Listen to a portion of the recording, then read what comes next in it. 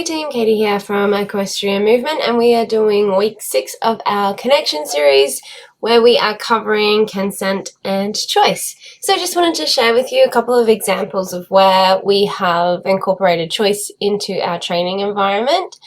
When we're working with, say, like our whip for whip pressure, the whip is the word is away from, and so what we would like is that our horses don't see it as a tool for punishment or pressure or pain, but just a way of guiding them into different behaviours. So what that should mean, ideally, is that we can guide them into different behaviours with different tools that aren't the whip. So obviously a hobby horse and a fairy wand and a cat tickler aren't going to really be able to put too much pressure onto a horse. So being able to give the horse choice around the tools that we use to ask the different things of them. In this case, we did find that Gunner preferred the long dressage whip over all of the tools, and I think for him just the clarity of knowing what the correct answer is was what really gave him the confidence in choosing the dressage whip. But he did also enjoy playing with the fairy wand, and he did enjoy targeting the hobby horse. He did not like the fairy wand touching him. Here's another example of where we can, just as a connection and bonding exercise, ask our horse which brush they prefer. So we've got our curry comb and our body brush. What I find is that if the horses aren't too, with my horses anyway, if they're not too dirty or itchy, then they just like a light brush with the body brush. But if they are particularly grubby, if it's been raining or if they've got some midgy bites or they're shedding at the end of winter, they tend to choose the curry combs and like the hair brushes that are going to scrub the loose hair up and the loose dirt up for them and give them a bit of a scratch while we're at it. So this is also working with Sodi, getting him comfortable about how far down the body we can brush, how safe he feels as I move down the side of his body.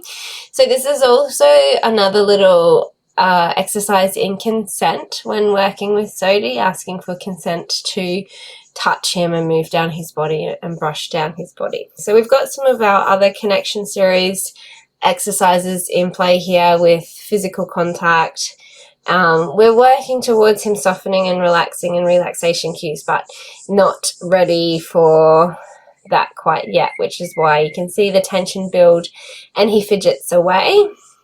So just working on stand with relaxation with the grooming while we're working around him until he feels safe with us moving around and handling him.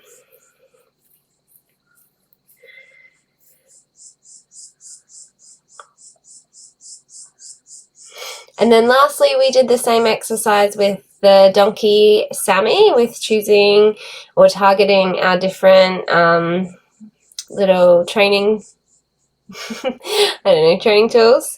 You can see that when we've picked the whip up, he really has a fear-based response to it and completely removes himself. So that whip would not be a good tool to communicate things with him until he feels more safe around it, which is why we do our relaxation and consent-based work before we start using the whip as a tool to communicate with our horses, because we don't really use it on them as a tap so much as we just use it as a tickle to indicate the different areas of the body that we want them to move. But that's not going to work. So for example, with this kind of fear-based response, he's not going to consciously think about what the answer is. He's not going to slow down and respond to what we're doing. He's going to be very reactive and react without thinking to the whip, which is not the way that we want our horses and our donkeys learning. But when we pick up our other tools, we can see how Sammy is more interested in the hobby horse and the fairy wand. He's quite happy to approach and investigate them, but he did not like the cat toy, the feather duster, but the horses liked the cat toy and the feather duster. So this is just another, fun little exercise that you can do with your horses, with your donkeys, whatever you're playing with, just to get to know them a little bit better. This doesn't have to be work. It doesn't have to be boring. It doesn't have to